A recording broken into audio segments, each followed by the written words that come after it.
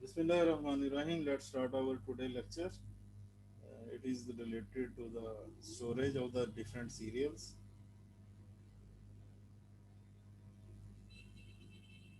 Storage of cereals. तो ये आज का हमारा टॉपिक है कि सीरियल्स को स्टोर कैसे किया जाता है, डिफरेंट फॉर्म्स ऑफ स्टोरेज हैं। तो इसके अलावा जो डिफरेंट टाइप्स हैं, मतलब बिन्स हैं, इसके अलावा हाउसेज वगैरह हैं या ग्राउंड स्टोरेज है। तो डिफरेंट टाइप की जो है स्टोरेज टाइप्स हैं, अवेलेबिलिटी ऑफ स्टोर्स हैं। इसके अलावा जो है डिफरेंट कंडीशंस हैं जिस पे यानी कि जो स्टोरेज अफेक्ट करती है सीरियल्स की क्वालिटी को। तो ये सारी जो चीज़ें हैं इस टॉपिक में इंशाल्लाह हम चेकआउट करेंगे। So let's start our today topic, storage of cereal grains. Cereal grains are amenable to storage for relatively long period of time. तो जो सीरियल ग्रेन्स हैं, एमनीएबल का मतलब है तैयार। तो सीरियल ग्रेन यानी कि उनको हम स्टोर कर सकते हैं, amenable to storage for relatively long period of time. तो आप लोग जानते हैं कि जो सीरियल ग्रेन्स हैं, लेग्यूम्स वगैरह हैं, या जो अदर वीट के अलावा जो अदर सीरियल ग्रेन्स हैं, तो उन्हें हम लॉन्गर पीरियड ऑफ टाइम के लिए हम स्टोर कर सकते हैं। क्यों कर सक क्यों कर सकते हैं? इसलिए कर सकते हैं क्योंकि जो इनका जो मॉइस्चर कंटेंट होता है वो कम होता है। तो इस वजह से हम इन्हें स्टोर कर सकते हैं। यानी ये स्टेबल की कैटेगरी में आती हैं। जो स्टेबल फूड्स होती हैं उनमें यानी कि जो मॉइस्चर कंटेंट होता है वो 15% होता है या 15% से कम होता है। जो थोड़ा बहुत माइट भी वेरिएट हो सकती है रेंज। तो इसे हम यानी सालों, यानी कि अगर प्रॉपर कंडीशन में इसे स्टोर किया जाए तो इसे हम सालों, यानी कि जो सीरियल ग्रेन्स हैं उन्हें सालों साल तक हम स्टोर कर सकते हैं। Harvested at a relatively low moisture content. तो यानी कि जब इसकी हार्वेस्टिंग की जाती है तो जो मॉइस्चर कंटेंट होता है वो यानी 10 अबाउट 10% होता है। जैसे कि आप लोगों ने लास्ट जो लेक्चर था उसमें एक स्लाइड में लिखा हुआ था, जो at harvesting the wheat moisture about 10%। तो इसके अलावा when stored and protected from insects rodents easily store for years. तो जब यानी कि एक तो हार्वेस्टिंग के दौरान यानी उससे मॉइस्चर कंटेंट उसका रिमूव हो गया।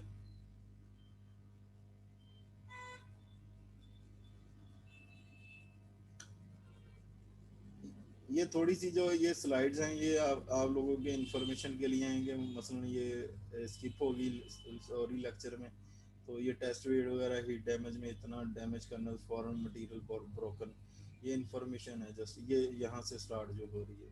ये ग्रेड रिक्वायरमेंट्स फॉर कॉर्न, ये ग्रेड रिक्वायरमेंट्स वगैरह, ये जस्ट यानी जस्ट इंफॉर्मेशन है। तो ये फार्म टू फैक्ट्री जो है ये एक बनाया हुआ है, मसलन के कैसे। फॉर एग्जांपल जो फर्स्ट जहाँ ये कर्सर है, ये हार्वेस्ट यहाँ हुई है फसल। तो इसे pre drawing in the field. तो जब यानी वो मसलन अब ये तो नहीं है जो यानी कि हार्वेस्ट होगी तो साथ ही से स्टोर कर लिया जाए, तो फील्ड में पड़ी रहती हैं। तो उससे ये होता है कि जो धूप अगर अच्छी हो तो प्री ड्राइंग वगैरह का जो प्रोसेस होता है वो वहीं हो जाता है। नेक्स्ट है थ्रेशिंग। थ्रेशर एक मशीन होती है कि जो यानी डिफरेंट जो लेयर्स वगैरह होती हैं जो सीड पे या ग्रेन पे, तो उसको रिमूव करने के लिए होता है, स्ट्राज वगैरह को रिमूव करने के लिए। इसके बाद विनोइंग होती है। विनोइंग जैसे कि यानी ये शक्ल में आप लोगों को नज़र आ रहा है कि जो डिफरेंट इम्प्योरिटीज़ हैं, स्ट्राज वगैरह हैं, तो वो मैनुअली जो है वो बाय द एयर, यानी हवा के थ्रू, यानी जैसे ये घरों में हम करते हैं ये विनोइंग का प्रोसेस। तो इसके बाद ड्राइंग वगैरह आ जाता है। तो सूटेबल टेम्परेचर पे अगर ड्राइंग करनी है तो वो हो सकती है, ये यानी कंपलसरी नहीं। Then storage of separated grains. तो यानी कि जो ग्रेन्स वगैरह हैं उन्हें बैग्स में पैक कर दिया जाता है और फिर यानी उन्हें फिर ये ट्रांसपोर्ट टू मिल है, यानी कि जो मसलन मार्केट में अगर सेल आउट करनी है तो मार्केट में आ जाती है। तो अगर आपने मिल्स वगैरह में सेल आउट करनी है तो ये गाड़ियां भर के या ट्रक्स की फॉर्म में या गवर्नमेंट ने अगर परचेज किया है तो ये डिफरेंट जो हैं व्हीकल्स के थ्रू यानी कि फिर ये फार्म की तरफ चली जाती हैं। वहाँ जो अगर मसलन ये मिल वाले ने खरीद ली है गंदम, तो वहाँ सबसे पहले क्लीनिंग होती है। क्लीनिंग आप लोगों को बताया था कि डिफरेंट स्टेप्स होते हैं टू फार्दर रिमूवल होता है इम्प्योरिटीज़। तो इम्प्योरिटीज़ वगैरह को रिमूव करने के लिए फिर डिफरेंट क्लीनिंग का प्रोसेस उससे गुजारा जाता है। फिर वहाँ यानी कि इसमें यानी क्लीनिंग से लेके ग्राइंडिंग तक फिर डिफरेंट स्टेप्स होते हैं। वो जब यानी हम मिलिंग ऑफ ग्रेन्स पढ़ेंगे या मिलिंग ऑफ व्हीट पढ़ेंगे, तो उसमें यानी फिर डिफरेंट स्टेप्स जो हैं वो कवर अप हो जाएंगे।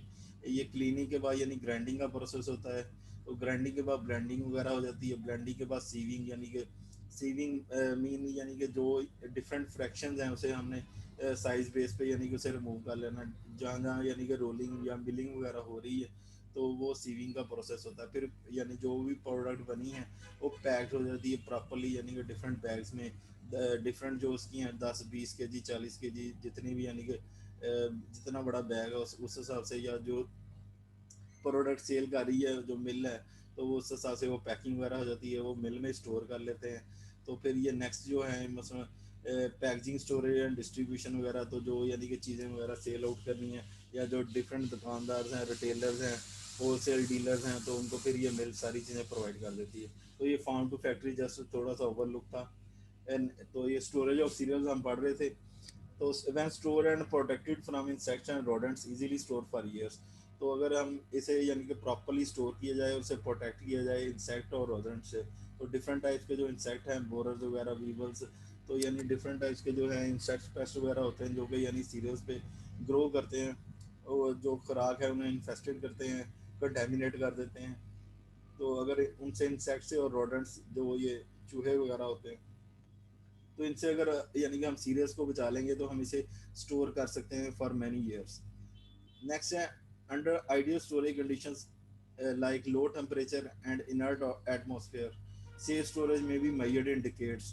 तो यानी उसे कई साल, यानी हम डिकेड्स, कई साल उसे यानी हम स्टोर कर सकते हैं, मल्टी फ्यू ईयर्स।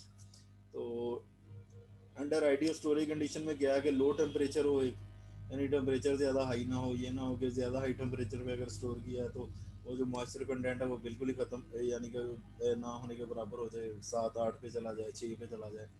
तो लो टेम्परेचर कंडीशन होनी चाहिए जो आइडियल स्टोरेज कंडीशन है फॉर स्टोरेज ऑफ सीरियल।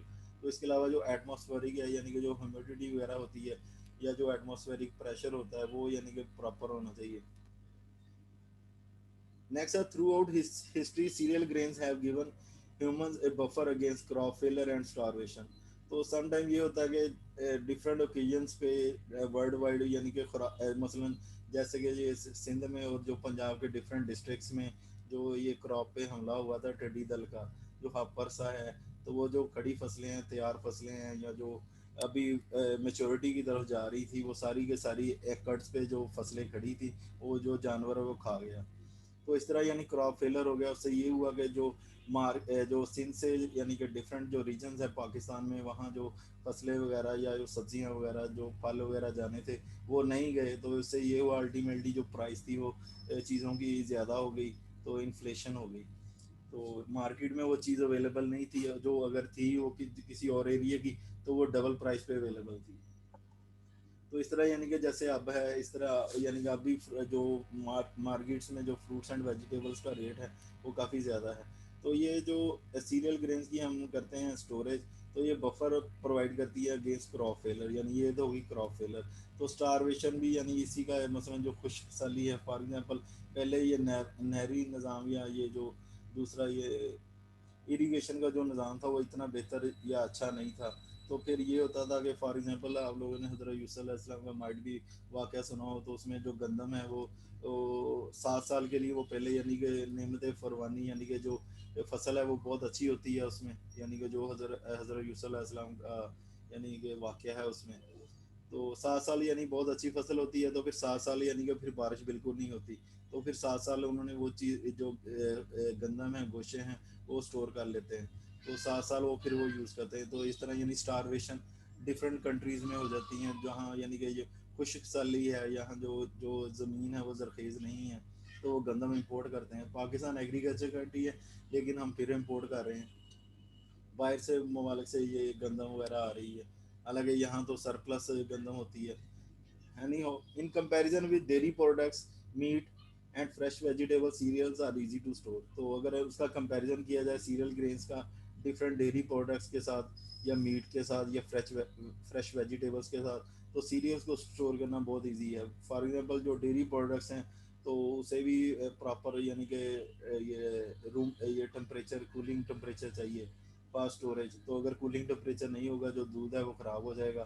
जो लैक्टोज उसमें दूध में मौजूद है वो बैक्टीरिया वगैरह यूज़ कर लेंगे और दूध फट जाएगा या सावर टेस्ट हो जाएगा लैक्टिक एसिड की वजह से।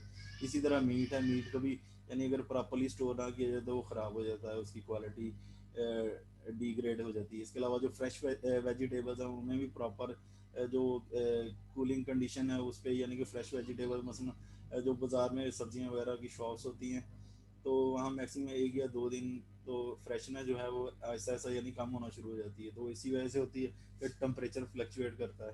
तो जो मसलन हाई लेवल के मार्ट्स वगैरह होते हैं जैसे कि मेट्रो है, तो वहाँ फिर इंटरनल कूलिंग सिस्टम होता है, तो उससे ये होता है कि जो फ्रेशनेस है डिफरेंट चीज़ों की तो वो मेंटेन रहती है। तो जो सीरियल्स हैं उन्हें ऐसा जस्ट बैग्स में डाल के या जो अदर बिन्स वगैरह में डाल के या जो अंडरग्राउंड सिस्टम है उसमें डाल के तो इसे प्रॉपरली स्टोर किया जाता है। इतना इसे यानी कि इसमें इतना मसला नहीं है इसकी स्टोरेज में as compare to different other foods like dairy meat and fish.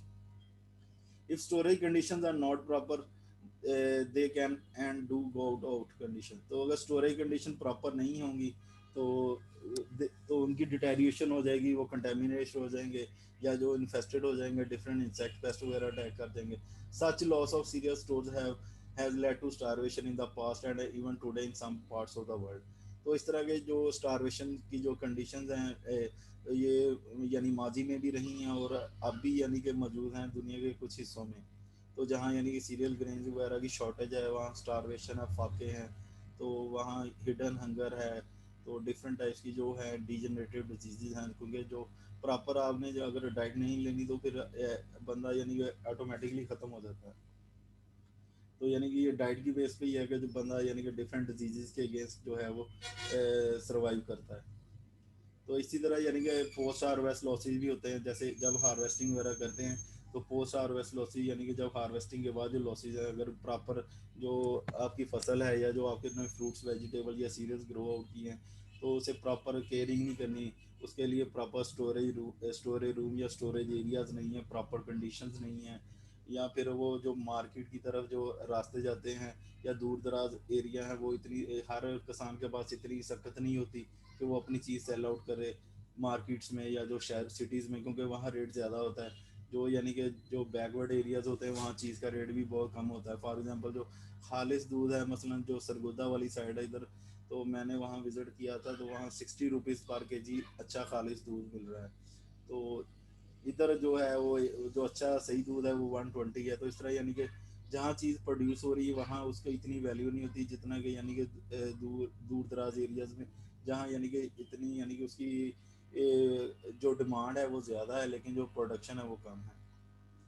तो जो ये बात कर रहे थे हम लॉसेस की, पोस्ट हार्वेस्ट लॉसेस, तो पाकिस्तान में 30 to 40% जो फ्रूट्स एंड वेजिटेबल हैं वो पोस्ट हार्वेस्ट लॉसेस में ही ज़ाया हो जाते हैं। तो यानी इससे ये होता है किसानों को भी इतनी अर्निंग नहीं होती, तो जो चीज़ें हैं वो ज़्यादा यानी कीमत पे हम परचेज करते हैं।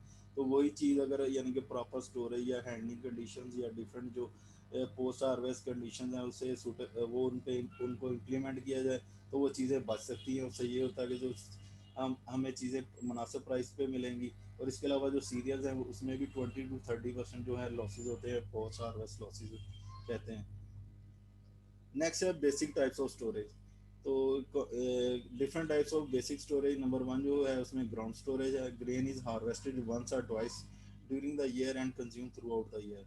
तो जो ग्रेन्स हैं वो यानी कि जनरली ग्रेन की बात कर रहा है, कुछ ग्रेन ऐसे होते हैं कि जो साल में एक दफ़ा फसल देते हैं, कुछ ग्रेन ऐसे हैं जो ट्वाइस ड्यूरिंग द ईयर फसल देते हैं and consume through out the year. लेकिन जो उनको कंजम्पशन है वो थ्रू आउट द ईयर चलता रहता है, क्योंकि वो यानी कि इजीली स्टोर हो जाते हैं और हमें thoroughly throughout the year हम उसे यूज़ कर सकते हैं। Storage can vary from simple expedient of pouring the grain on the ground और on the streets up to storage in the large concrete sector. तो जो स्टोरेज है वो सिंपल भी हो सकती है, मसलन जस्ट जो ग्राउंड में या अंडरग्राउंड में या जो ग्राउंड पे जो छोटे छोटे घर बना के, तो इस तरह यानी कि उसे पोरिंग पोरिंग मैंने डालना तो ग्रेन्स को यानी कि उसमें इंसर्ट कर दिया जाता है। इसके अलावा या जो फिर जो बिन्स वगैरह होती हैं या जो कंक्रीट के स्ट्रक्चर्स होते हैं बिल्डिंग्स नुमा या घर नुमा, तो उसमें भी यानी कि इसे इजीली स्टोर वगैरह किया जाता है, इसे कहते हैं ground storage. Grain is piled on ground during harvest season when transport equipment is in short supply. तो जो पाइल्ड मतलब होता है ढेर, तो ग्रेन के यानी कि बड़े बड़े ढेर, यानी जो फसल जो यानी ओपन एरियाज होते हैं मसलन जहाँ हार्वेस्टिंग वगैरह की जाती है उसके साथ ही यानी खाली जगह पे उसके बड़े बड़े ढेर लगा देते हैं। तो अगर जब ट्रांसपोर्टेशन इक्विपमेंट की अगर शॉर्टेज हो, या मसलन थ्रेशर अवेलेबल नहीं, क्योंकि हर किसान के पास थ्रेशर तो नहीं है, या वो फिर किराए पे लेगा या किसी से उधार मांगेगा।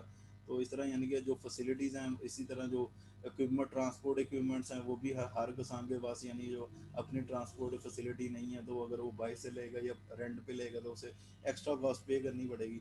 तो इस तरह यानी कि गंदम के ढेर जो हैं यानी कि ड्यू टू ट्रांसपोर्ट शॉर्टेज या जो इक्विपमेंट शॉर्टेज है उसकी वजह से ढेरों में यानी लगा दिए जाते हैं ओपन एरिया में। Underground storage it offers A number of advantages. तो जो अंडरग्राउंड स्टोरेज है उसके डिफरेंट एडवांटेजेस हैं। Protect grain from daily and seasonal variation in temperature. तो यानी कि जब यानी अंडरग्राउंड स्टोरेज मसलन की जाती है तो उससे ये होता है कि जो डेली वेरिएशंस हैं या जो सीजनल वेरिएशंस हैं, मसलन बरसात का मौसम है उसमें मॉइस्चर कंटेंट बहुत ज़्यादा बढ़ जाता है, या अगर धूप बहुत ज़्यादा है गर्मियों में तो उससे ये होता है कि जो टेम्परेचर है काफ़ी हाई है, तो उससे जो सीरियल्स का जो मॉइस्चर कंटेंट है वो कम हो जाएगा। तो इस तरह यानी कि डिफरेंट जो वेरिएशंस हैं उनको उनसे प्रोटेक्ट करने के लिए जो अंडरग्राउंड स्टोरेज है वो बेस्ट है। Construction is relatively simple. तो इसकी जो अंडरग्राउंड स्टोरेज करने के लिए जो ज़ेर ज़मीन यानी कि जो स्टोर्स बनाए जाते हैं तो उसकी जो कंस्ट्रक्शन है वो very simple. It protects grain from insects and mold, and because of low oxygen and high carbon dioxide contents of interseed air। तो ये जो है ग्रेन्स वगैरह उनको प्रोटेक्ट करते हैं फ्रॉम इंसेक्ट एंड मोल्ड्स। तो मोल्ड यानी वो डिफरेंट टाइप के जो इंसेक्ट वगैरह हैं वो उससे जो है ग्रेन प्रोटेक्ट रहती है। क्यों रहती है? Because of low oxygen and high carbon dioxide. तो जो कार्बन डाइऑक्साइड का मसलन जो जेर ज़मीन होगी तो उसमें ये होता है कि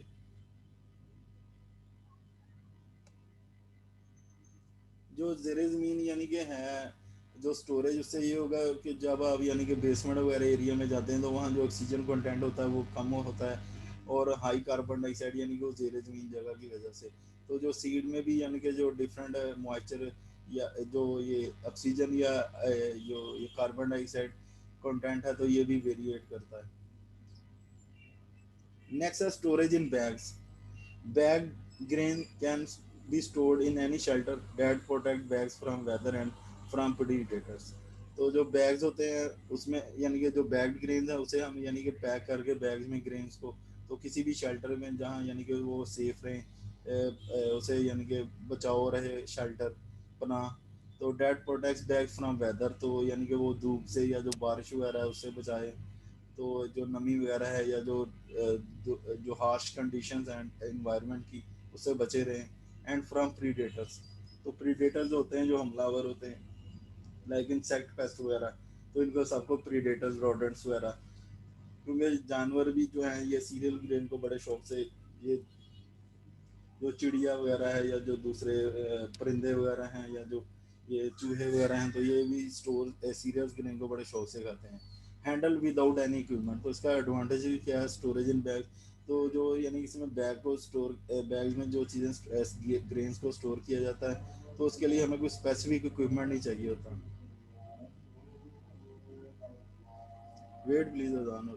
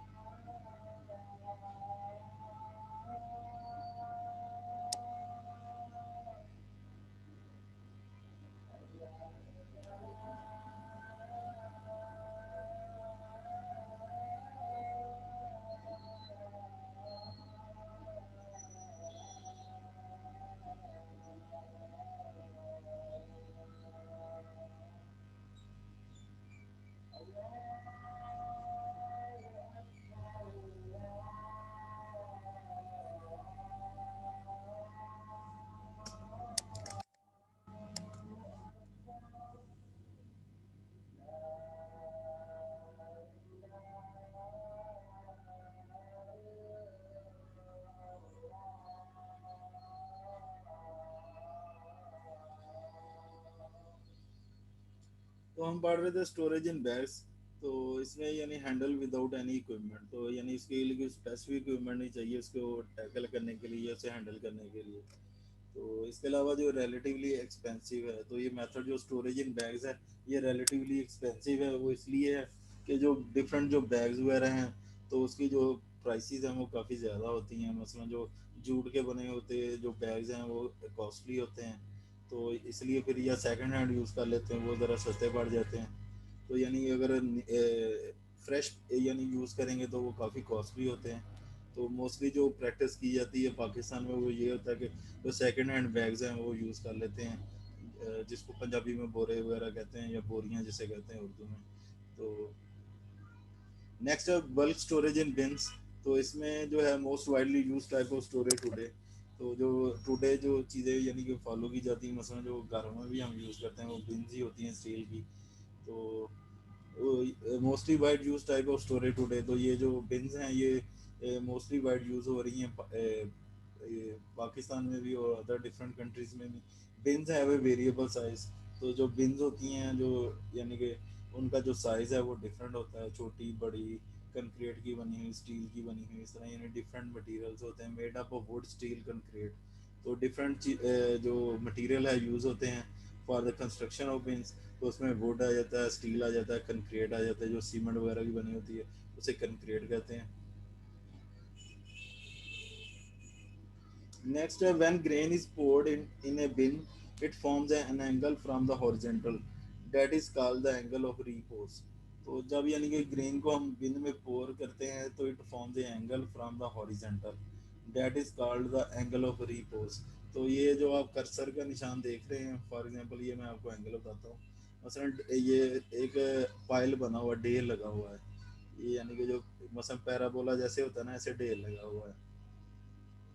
ये जो डिज़ाइन आप जैसे यानी मसलन इधर से डिज़ाइन ये स्टार्ट हो रहा है, ये येलो कलर की लाइन जो है, तो ऐसे ही ये ढेर लगा हुआ है, ऐसे ये यानी पाइल बना हुआ है जो ग्रेन्स का। तो ये एंगल जो है ये इसे कहते हैं एंगल ऑफ रीपोज। जितना यानी ढेर का एंगल होता है तो वो उसे कहते हैं angle of repose. And grain is poured into bin, it forms an angle from the horizontal that is called the angle of repose. With most grains this angle is about 27. तो जो most grains हैं जिनको यानी bins में हम pour करते हैं तो उसका जो angle बनता है वो mostly वो 27 होता है. Damp grain or very small grain gives a slightly flatter slope. तो जो नम होते हैं ग्रेन्स वगैरह या जो ग्रेन छोटे होते हैं तो उनमें कोई थोड़ा बहुत डिफरेंस हो सकता है, स्लाइटली फ्लैटर स्लोप. तो स्लोप उसकी जो है वो ढलवान जो है वो फ्लैट हो सकती है थोड़ी सी. Smaller bins require steeper slope because of the greater friction on the sides of hopper. तो जो स्मॉल जो होती हैं जो बिन्स उनमें जो स्टीपर यानी कि उसे ढलवान को कहते हैं स्टीपर. तो स्टीपर स्लोप यानी कि because of the greater friction on the sides of hopper. तो हॉपर की साइड्स पे फ्रिक्शन होती है जिसकी वजह से जो है स्लोप ढलवान वो कम है. नेक्स्ट है बैकग्राउंड. तो बैकग्राउंड में डिफरेंट टाइप्स की जो है स्टोरेज फैसिलिटीज हैं जो कि डिफरेंट रीजन जो इरा है उसमें यूज़ होती रही हैं. 16 डिकेड में जो यानी कि यूज़ होते रहे हैं वो हैं कंक्रीट बिन्स नंबर 1. नंबर 2 है house type godowns. Number 3 open storage. Number 3 Lahore type sheds. इन सब की यानी जो पिक्स हैं वो आप लोगों को नेक्स्ट स्लाइड में पता लग जाएंगी कि क्या है. जो 80s डिकेड में यूज़ होते रहे वो कंक्रीट बिन्स भी हैं, हाउस टाइप गोडाउन्स भी हैं, ओपन स्टोरेज भी है, बीनी शेल्स हैं, कंक्रीट स्टील साइलोस हैं, शेल टाइप है, बल्क हेड हैं. तो ये डिफरेंट टाइप्स के जो हैं स्टोरेज फैसिलिटीज़ हैं या जो स्टोरेज एरियाज हैं जो कि यूज़ होते रहे for the storage of different serial grains. Number 1 है कंक्रीट बिन जो जिसकी यानी कि हम ये डिस्क्रिप्शन पढ़ेंगे उसकी आपको डायग्राम बैक साइड पे जो है वो विजिबल होगी कि क्या किस चीज़ के रिलेटेड हम बात कर रहे हैं. कंक्रीट बिन्स ऐसे ही यानी कि बने होते घरनुमा जैसे होते हैं. तो एडवांटेजेस इसके क्या है. Safe storage till such time structure was safe. तो इसका इस एडवांटेज ये है कि स्टोरेज सेफ रहती है जब तक जो स्ट्रक्चर है वो ठीक रहे उसमें यानी कि जो तोड़ फोड़ का अमल या उसकी जो रिपेयरिंग वगैरह मेंटेनेंस वगैरह अगर प्रॉपर होती रहे तो ठीक है वरना फिर वो सेफ स्टोरेज नहीं रहेगी. जब तक स्ट्रक्चर ठीक है तो स्टोरेज सेफ रहेगी. It is suitable for physical verification of stock. तो यानी ये सूटेबल है फिजिकल वेरिफिकेशन ऑफ स्टॉक्स के लिए कि यानी मसलन हम चेकआउट कर सकते हैं इजीली कि इधर यानी कि कितना स्टॉक मौजूद है कितने जो बैग्स हैं वो मौजूद है. तो इस तरह यानी डिफरेंट जो हैं फैसिलिटीज़ हैं तो उसमें नंबर जो सेकंड एडवांटेज है वो ये है कि suitable for physical verification of stock. तो डिसएडवांटेजेस इसमें क्या है. Unwillingness of labour. तो यानी लेबर वगैरह मसला इसमें ये है कि लेबर जो काम कर रहे हैं वो पता नहीं कि अब किधर को हैं किधर नहीं. तो यानी उनकी विलिंगनेस यानी कि ये डिसएडवांटेज है हम उसे पकड़ नहीं सकते क्योंकि हर ये इधर कैमरे वगैरह तो नहीं लगे होते हर जगह कौन बंदा काम कर रहा है या कौन नहीं कर रहा. Handling cost increase owing to elevator system and additional filling and unfilling cost. तो इसमें ये होता है कि जो एलिवेटर एक चाहिए होता है जैसे लिफ्ट नुमा होता है उसे कहते हैं एलिवेटर. तो या कन्वेयर बेल्ट भी इसे कह देते हैं. तो उससे ये होता है कि जो मसलन आपने लोडिंग अनलोडिंग करनी है फॉर एग्जांपल अब ये सीढ़ियों से तो नहीं ना मजदूर इतनी यानी कि बैग्स वगैरह उठा के तो फिर ऊपर जाके ढेलेगा. तो इस तरह यानी कि इसकी कॉस्ट वगैरह ज़्यादा चाहिए होती है एलिवेटर अगर चाहिए यानी अगर आपने फैसिलिटेट करना है अपने जो मुलाजमों को. इसके अलावा एडिशनल फिलिंग एंड अनफिलिंग कॉस्ट. तो फिर फिलिंग अनफिलिंग कॉस्ट भी है मसलन जब इसे गोदामों में यानी कि जो ये हैं कंक्रीट बिन्स इसमें जब फिलिंग करेंगे और या फिर इसे इसमें से हम जो बैग्स वगैरह भर के सेल आउट करेंगे तो फिलिंग अनफिलिंग कॉस्ट भी इसमें आ जाती है. Damage of wheat in case of wheat stored at high moisture content. तो जो damage of wheat in case of wheat store at high तो अगर मॉइस्चर कंटेंट ज़्यादा होगा तो वो डेफिनेटली जो हमारी जो सीरियल ग्रेन है तो उसमें जो मॉइस्चर कंटेंट है वो बढ़ेगा तो फिर ये डिफरेंट जो फंगस जैसे कि एफ्लाटॉक्सिन आप लोगों ने पढ़ा था इस तरह यानी कि डिफरेंट जो है इंसेक्ट पेस्ट वगैरह भी इस पर अटैक कर सकते हैं. नेक्स्ट है हाउस टाइप गोडाउन्स. तो ये जैसे यानी कि एक रो ऑफ रूम्स हैं. तो इसमें ये it is suitable for physical verification of stocks. तो ये जो फिजिकल वेरिफिकेशन ऑफ स्टॉक के लिए यानी कि हम ये बहुत इजी है मतलब हम जो स्टॉक इधर पड़ा है तो उसे उसे हम वेरीफाई कर सकते हैं कि हमारे पास इतने बैग्स अवेलेबल हैं इतने सेल आउट हो गए हैं परचेज कर लिए किसी ने. नेक्स्ट है यूटिलाइजेशन विदाउट प्रॉपर स्किल्स.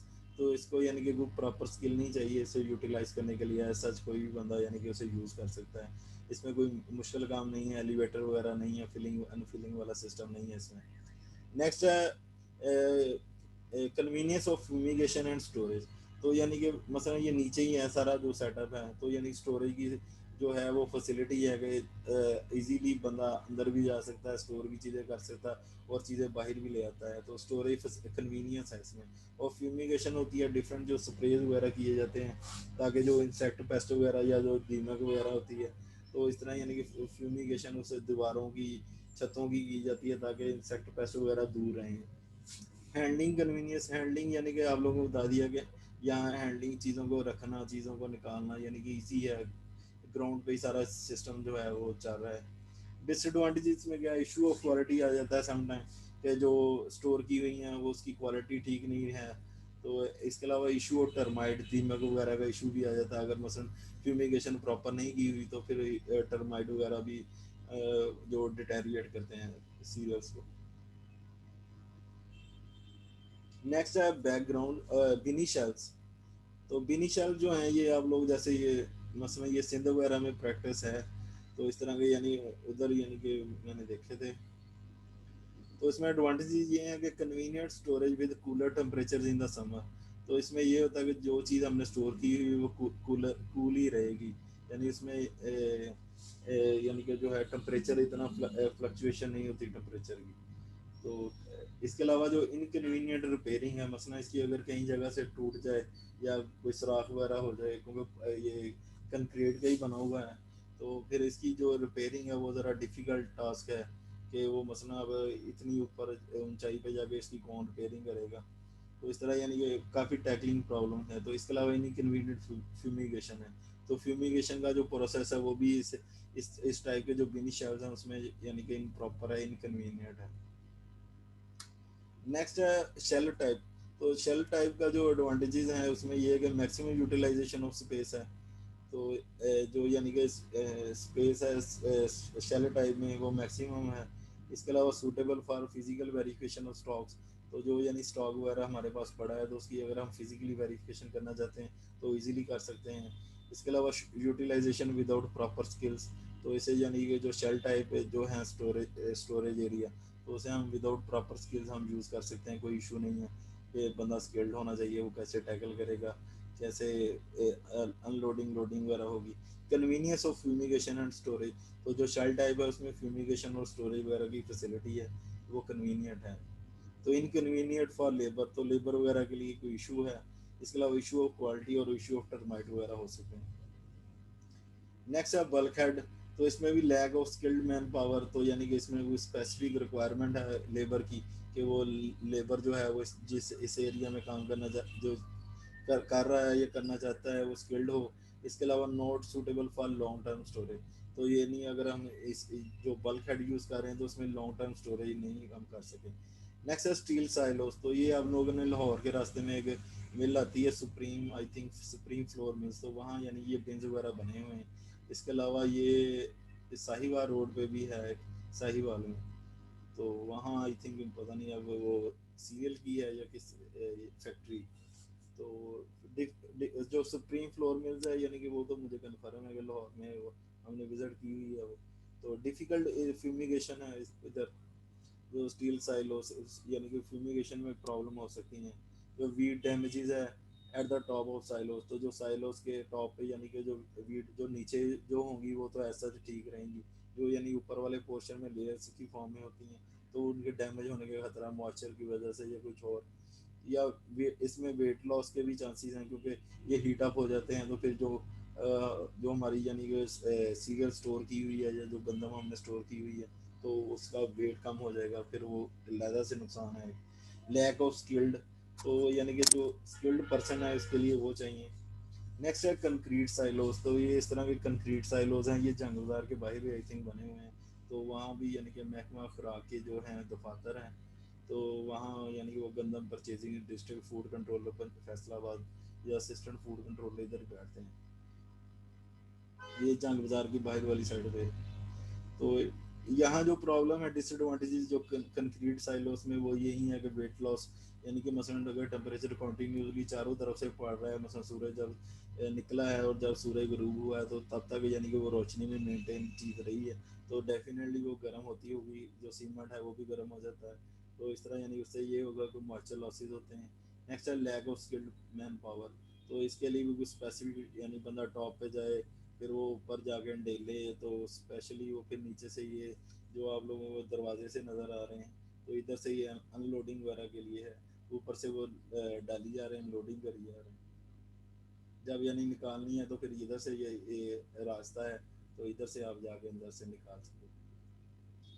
ऐसे भी यानी कि जो डिफरेंट एरियाज हैं पाकिस्तान में, वहाँ ये भी हो जाता है कि मसलन ऐसे ही ऐसा चीज स्टोर कर दिया जाता है नीचे, यानी कि मसलन सीमेंट की या जो दूसरी लकड़ी की कोई बिछा के तय, तो वहाँ ऊपर फिर ये जो बैग्स वगैरह हैं उन्हें रख दिया जाता है। और ये स्लोप इसलिए रखी जाती है ताकि बारिश वगैरह जब हो तो फिर वो पानी को नीचे को आ जाए, तो यानी कि वो ऊपर ही ना खड़ा रहे और नीचे फिर यानी कि जो हमारी ग्रेन्स वगैरह स्टोर की हुई उन्हें खराब करे। ये लाहौरी टाइप शेड्स हैं, तो इसमें भी यानी कि ऐसा तो ऐसा ही सिस्टम है कि यानी कि गंदम वगैरह को स्टोर किया जाता है, या डिफरेंट जो सीरियल ये इसलिए किए जाते हैं कि मसलन जो कंक्रीट वगैरह के हैं, एक तो उनके लिए यानी कि स्पेसिफिक जो एरिया है वो काफ़ी चाहिए, फिर उसकी कंस्ट्रक्शन फिर काफ़ी कॉस्टली है आजकल पाकिस्तान में, तो फिर यानी कि वो कंस्ट्रक्शन का प्रॉब्लम है।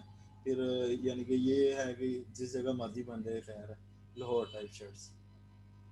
तो नेक्स्ट है what is the difference between concrete versus steel. तो डिफरेंट टाइप्स के जो हैं जो कंक्रीट वर्सेस स्टील, यानी कि जो यूज़ कर रहे हैं बिन्स, तो वो कैसी हैं, क्या कॉस्ट वगैरह है, क्या एडवांटेजेस है, डिसएडवांटेजेस हैं। तो वो उसमें टाइम खत्म होने वाला है, तो मैं आप लोगों को दोबारा लिंक सेंड कर देता हूँ, तो आप लोग काइंडली ज्वाइन कर लीजिएगा इस बेटा इस जो है नगीन, आप अटेंडेंस इस पीरियड की अभी ले लें, और नेक्स्ट फिर मैं लिंक सेंड कर देता हूँ तब ले। 32 लोग including me, 31 people are present.